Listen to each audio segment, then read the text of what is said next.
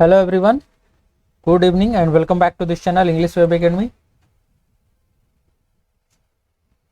जैसा कि आप सभी जानते हैं, यहाँ पे हम लोग SSC previous year grammatical error की सीरीज कर रहे थे, जिसका कि अब तक हम लोगों ने 3 पार्ट कर लिया है। टोटल 15-15 क्वेश्चंस की पर वीडियोस में 15-15 क्वेश्चंस है और हर एक क्वेश्चंस को डिटेल्ड मैंने बेसिक रूल्स के साथ समझाया है, जिससे कि आपके आगामी परीक्षाएं जैसे अपकमिंग एग्जाम्स है एसएससी के, सीजीएल सीएचएसएल हो, स्टेनोग्राफर, एमटीएस सीपीओ, तो इसमें जैसे आपको ग्रामर सेक्शन से पूछे जाने वाला हर एक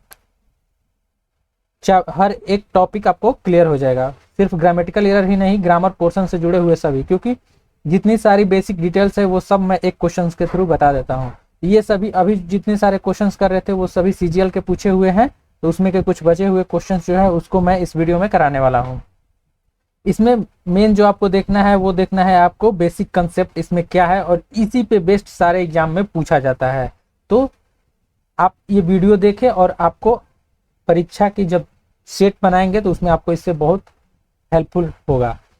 तो आप डेली वोकैबुलरी की पीडीएफ भी वोकैबुलरी के लिए आप डाउनलोड कर सकते हैं। उसके लिए आप हमारा Telegram channel editorial vocabs download कर ले, लिंक डिस्क्रिप्शन बॉक्स में होगा, या फिर टेलीग्राम पे सर्च करने पे भी आपको चैनल मिल जाएगा। इसी फॉर्मेट में होता है। डेली 10 मैं यहाँ पे वर्ड मीनिंग और उसके साइनोनिम प्रोवाइड करता हूँ, जो कि एसएससी के प्रीवियस ईयर के हैं और जो कि प्रीवियस ईयर हमेशा रिपीटेड होते हैं, पूछे जाते हैं। 10 इडियम्स एंड फ्रेजेस भी प्रोवाइड करता हूँ और 10 वन वर्ड सब्स्टिट्यूशंस भी, जो कि एग्जाम में पूछा जाता है, तो उसके लिए आपको ये काफी बेनिफिशियल होने वाला है। अब तक आप इस चैनल पर नए हैं तो चैनल को सब्सक्राइब कर ले, वीडियो को लाइक कर ले। स्टार्ट करते हैं आज का वीडियो। 3 वीडियो में हम लोगों ने 45 क्वेश्चन कर लिया था। अब 46 नंबर क्वेश्चन से 46 नंबर क्वेश्चन से स्टार्ट करते हैं। 46 नंबर क्वेश्चन है, my friend who is leg was fractured has recovered, यानी कि मेरा फ्रेंड जिसका कि पैर फ्रैक्चर हो गया था वो रिकवर्ड हो चुका है। तो इस क्वेश्चन में देखते हैं यहाँ पे किस पार्ट में एरर है। तो सबसे पहले इसके लिए आपको बेसिक कंसेप्ट जानना जरूरी है, और वो किस चीज में अंतर, तो एक होता है हु और एक होता है हुज। जब हु का यूज करते हैं हम तो कौन के लिए यूज करते हैं, जब किसी सब्जेक्ट के रूप में कौन का यूज हो तो हु का यूज करते हैं, और किसी को जब डिनोट करना हो तो इसके साथ इज या फिर आर का यूज किया जा सकता है। वहीं यहाँ पे शॉर्ट फॉर्म में लिखा हुआ है, लेकिन यहाँ पे हुज देखे, हुज का मतलब होता है हुज का मतलब होता है जिसका। तो अब यहाँ पे सेंटेंस को समझने की कोशिश करते हैं। My friend whose leg was fractured, यानी कि जिसका पैर फ्रैक्चर हो गया था। तो यहाँ पे हुज का सेंस आ रहा है, इसलिए यहाँ पे हुज का हम यूज करेंगे, न कि हुज का। ओके, तो यहाँ पे सेंटेंस नंबर जो है वो इसका फर्स्ट नंबर ऑप्शन सही होगा। यहाँ पे हुज ना होके हुज होगा। ओके, इसको ध्यान में रखेंगे। हुज लेग वाज यानी कि जिसका पैर, या जिसके बारे में डिनोट कर रहा है माय फ्रेंड, उसके लिए। तो यही इसका बेसिक कंसेप्ट था। हु और हुज में आपको डिफरेंस जानना बहुत जरूरी है। नेक्स्ट क्वेश्चन है 47 number, they had hardly completed half of the work then the boss called them. Okay, तो सबसे पहले तो आपको ये जानना जरूरी है, 2 वर्ड में आपको अंतर जानना जरूरी है, डिफरेंस। एक होता है देन और एक होता है व्हेन। तो व्हेन का मतलब सभी जानते हैं जब होता है, और देन का मतलब होता है, एक तो कंपैरिजन के लिए यूज किया जाता है और एक देन का मतलब तब के लिए यूज किया जाता है। अब यहाँ पे सेंटेंस का मीनिंग पढ़ते हैं हम। दे हैड हार्डली कंप्लीटेड, यानी कि उन लोगों ने शायद ही कंप्लीटेड किया था हाफ ऑफ द वर्क, यानी कि आधा वर्क, जब बॉस ने उन्हें बुलाया। तो यहाँ पे जब का सेंस आ रहा है, इसलिए यहाँ पे देन का यूज ना करके हम व्हेन का यूज करेंगे। और एक बात ध्यान में रखें, जब भी हार्डली या फिर स्कार्सली का यूज किया जाए तो उसके साथ हम व्हेन का ही यूज करते हैं। ये भी एक नियम है जो कि हमेशा पूछा जाता है, तो ध्यान में रखेंगे। जब भी हार्डली या फिर स्कार्सली ये सब वर्ड यूज किया जाए तो इसके साथ हम व्हेन का यूज करते हैं, और ये हमेशा पूछा जाता है, तो इस चीज को जरूर ध्यान में रखेंगे।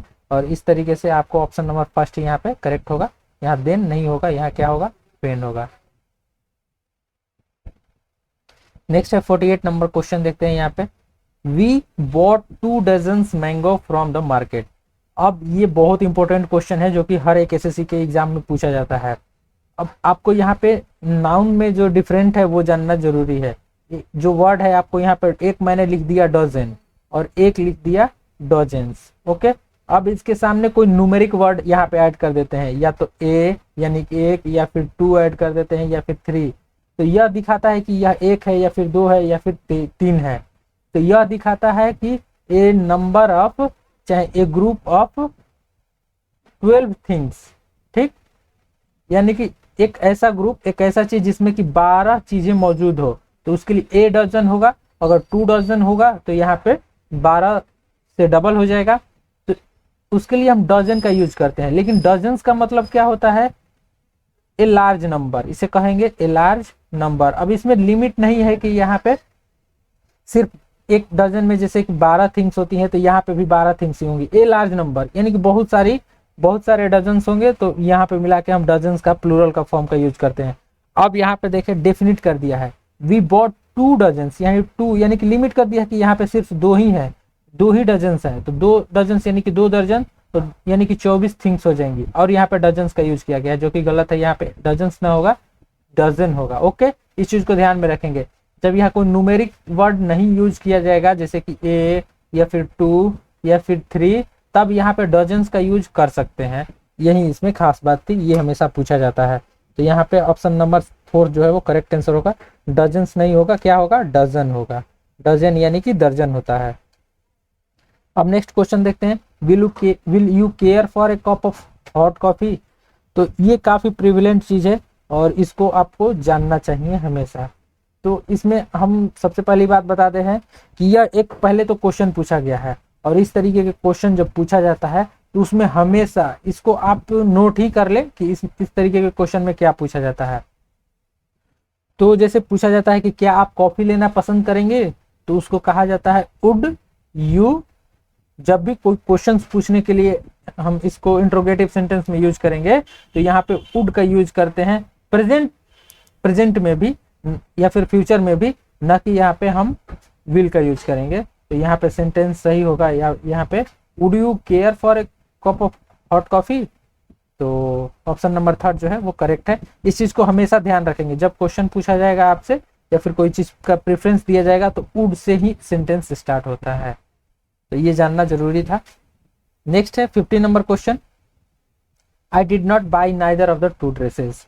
अब इसमें भी आपको बेसिक कंसेप्ट जानना बहुत जरूरी है, जो कि काफी इंपॉर्टेंट है और हमेशा पेपर में पूछा जाता है। बेसिक कंसेप्ट यह है कि एक होता है नाइदर, नाइदर का यूज किया जाता है, और एक होता है नॉन। ठीक, अब दोनों में डिफरेंस आपको जानना हो, जैसे कि आपको यहाँ पे 5 चीजें रखी गई है, 1 2 3 4 5। इन 5 चीजों में से किसी एक को चुनना हो या फिर किसी एक को नहीं चुनना हो, तो इसके लिए हम यूज करेंगे नाइदर का। और यहाँ पे बेसिकली यहाँ पे ध्यान दे कि मोर देन टू, इस तरीके से याद करने में आसानी होगी। और ओनली फॉर 2, जब 2 में से किसी एक को चुनना हो या फिर नहीं चुनना हो तो नॉन का यूज करेंगे। और मोर देन 2 यानी कि 2 से अधिक चीजों में से किसी एक को नहीं चुनना हो तो नाइदर का यूज करेंगे। जैसे कि I did not by neither of the 2 dresses, यानी कि यहाँ पे 2 ड्रेसेस की बात की जा रही है, तो यहाँ पे नाइदर का यूज नहीं किया जाएगा, यहाँ पे नॉन का यूज किया जाएगा।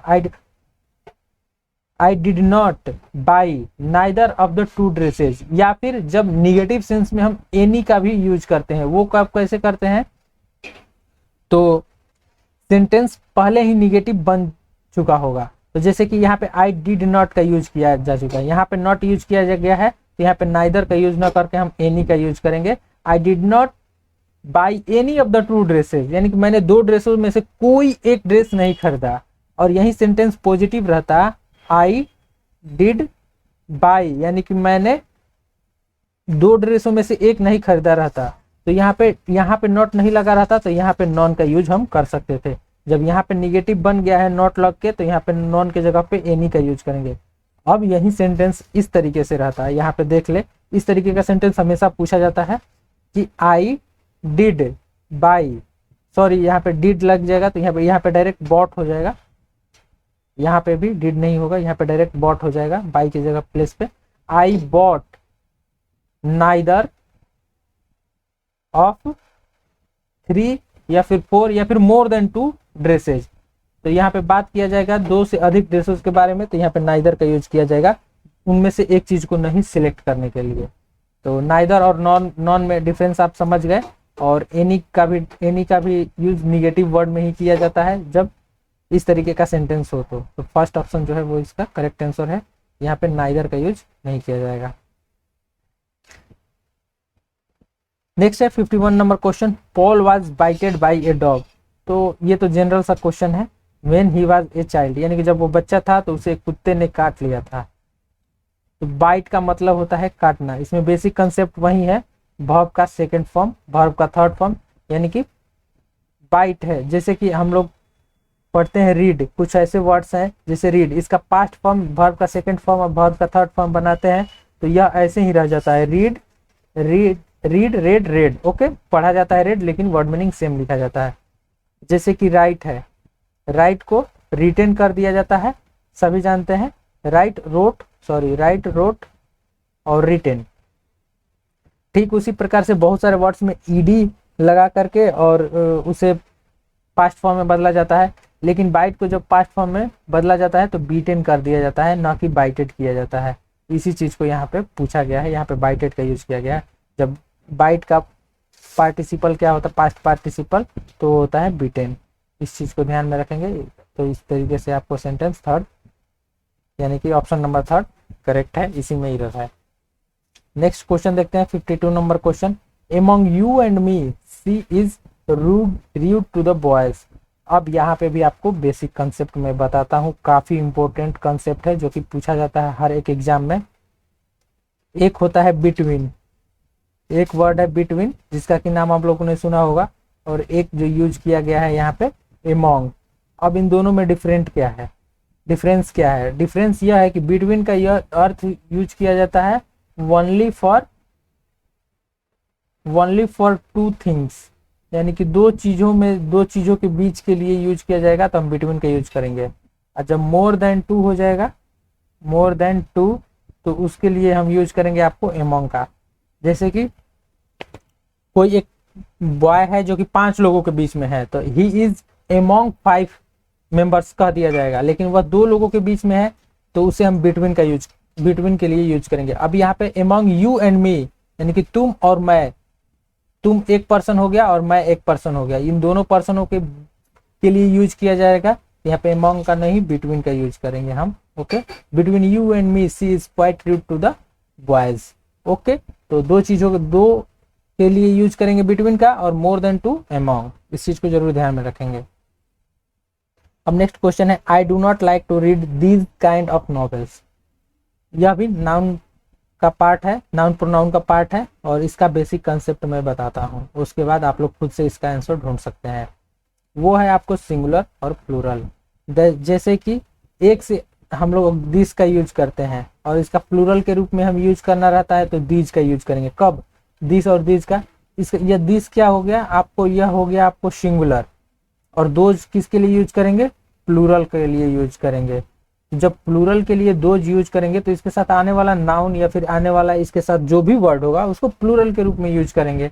अब सेंटेंस को यहाँ पे पढ़ते हैं, I do not like to read, यानी कि मैं पढ़ना पसंद नहीं करता हूँ दीज काइंड ऑफ नोवेल। तो यहाँ पे दीज काइंड्स ऑफ नोवेल, यानी कि इस प्रकार की नॉवेल्स को मैं पढ़ना पसंद नहीं करता हूँ।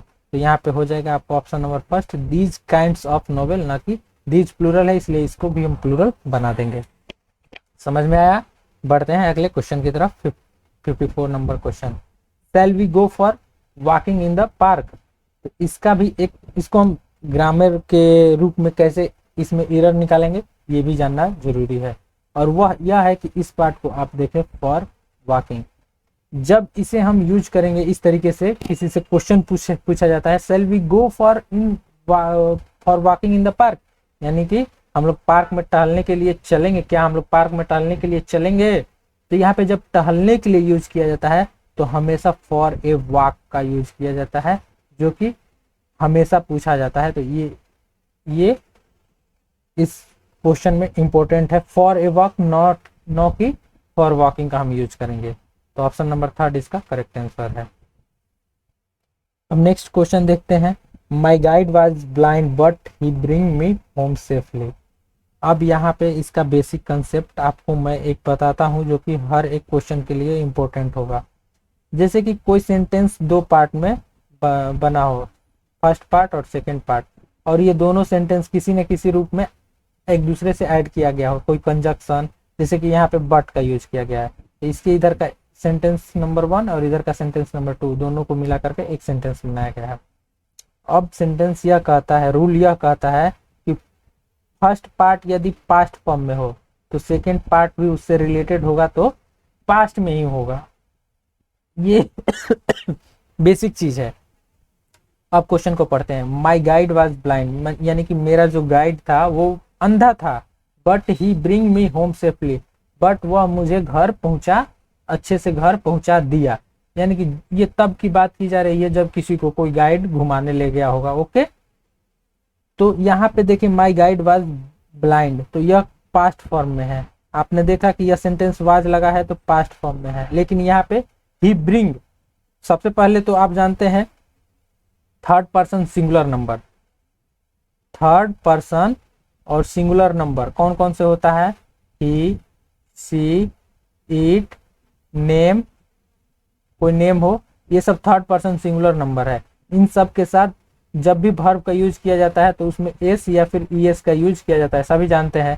तो जैसे कि यहाँ पे ब्रिंग है तो ही के साथ तो ब्रिंग्स का यूज होना चाहिए, लेकिन यहाँ पे सेंटेंस पहले से ही पास्ट फॉर्म में बन चुका है, तो इसीलिए इसको हम ब्रिंग ना करके ब्रॉट का यूज करेंगे। ओके, ब्रॉट मतलब कि पहुंचाने के लिए, तो ब्रिंग का पास्ट फॉर्म ब्रॉट होता है। और वैसे भी यह ब्रिंग सही नहीं था क्योंकि ही के साथ तो ब्रिंग्स का यूज करना चाहिए, क्योंकि थर्ड पर्सन सिंगुलर नंबर है, ही, सी, इट, नेम, ये सब, तो इसके साथ सेंटेंस में ब्रिंग के जगह पे ब्रिंग्स का यूज करना चाहिए, लेकिन यह पास्ट में है तो इसलिए इसको पास्ट में हम चेंज कर देंगे। तो ये इसका बेसिक कंसेप्ट था।